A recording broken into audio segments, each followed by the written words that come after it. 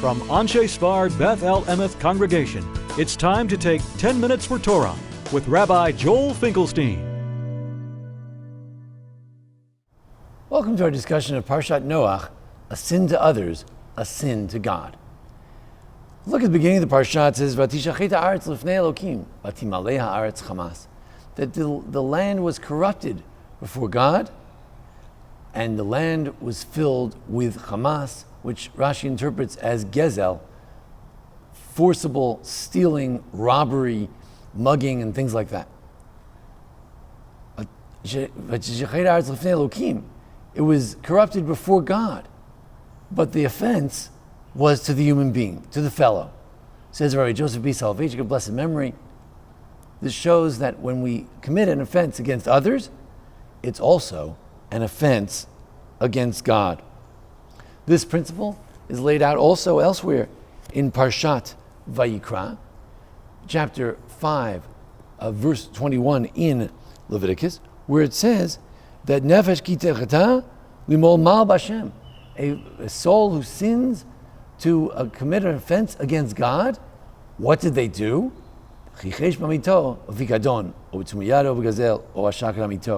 Someone afflicted another. Someone denied that they had given him an assurity, a pikadon, an object to watch. Someone denied something that they had given them. They denied something that they owed to others. Then that is mal b'Hashem. It's an offense against God.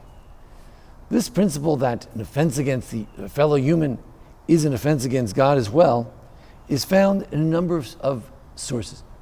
One idea in the positive sense is that whenever we are good to our fellow, whenever we visit the sick, whenever we give charity, whenever we comfort those who are bereaved, then we fulfill the idea of alachta b'derchav, of walking in God's ways. So we're relating to our fellow human being, but at the same time, we're also relating to God as well. And I thought last year that the Midrash about Baruch Shein Kvo Moto Lamved, that there's a Midrash that when we say Shema Yisrael, and then we respond the second line, we say Baruch Shein Kvo Moto Lamved, that it comes from the famous story of Jacob. And the story was that Jacob was worried that his children were not loyal to God. So they said, Shema Yisrael, listen here, Israel, listen, Jacob, Hashem Elokeinu, Hashem Echad. God is our God. God is one, no question about it. So he said, Baruch Hashem, Baruch Shein Kvo Moto Lamved. Thank God that you are still loyal to me. So what does that mean? Whenever we perform Judaism, whenever we are loyal to God, then we are also being loyal to our father Abraham, to Yisrael Saba, to our father Jacob. We are proclaiming with every act of Judaism, we're proclaiming we are still loyal to Shema Yisrael. Listen, Israel, Lord is our God. We perform all the mitzvot in relation to God, and it's also out of respect for Jacob as well. So when we walk in God's ways, when we do things for our fellow, it is a fulfillment of walking in God's ways, of getting closer to God. When we do things for God, it's a way of showing that we're loyal to our ancestors, to those who came before us, who worked so hard, who sacrificed their lives for Judaism to bring it to this day, to 2020. And when we commit an offense against others, it's umama mal b'Hashem, to defense against God.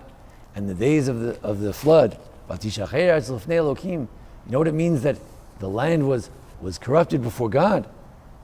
Because the human being was committing acts of violence one to another. That's an offense not only to our fellow human being, that's also an offense to God. The notion is that there isn't this bifurcation that we often imagine between an offense against God and an offense against others. It's really the same thing. It's all one.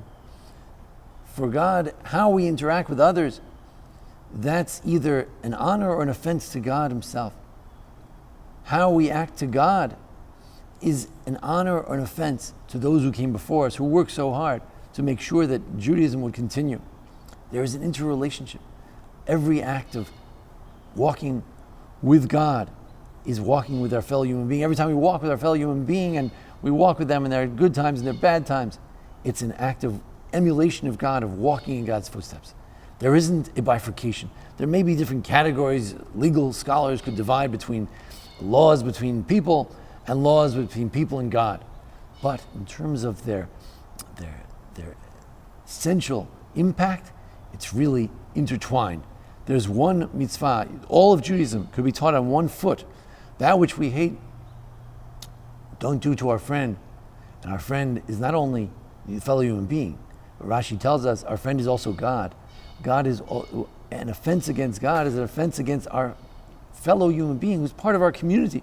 As the Rabbi Salvation explains in Lonely Man of Faith, the fellow human being is part of our community. Our community consists of Jews, all human beings, and God. And therefore, an offense against God is an offense against one in our community. An offense against others is an offense against God because he's part of this covenantal community. Let's not think about godliness and human interactions as different categories. Let's realize that they're interrelated, and any offense against our fellow human being is also an offense against God. Thank you for joining us here at the Anshe Sephardi Beth Elameth congregation, now davening at the Baron Hirsch congregation. Welcome, join us each week for a discussion of the Parsha and the holidays. Thank you. This has been 10 Minutes for Torah with Rabbi Joel Finkelstein. To learn more, visit asb.org.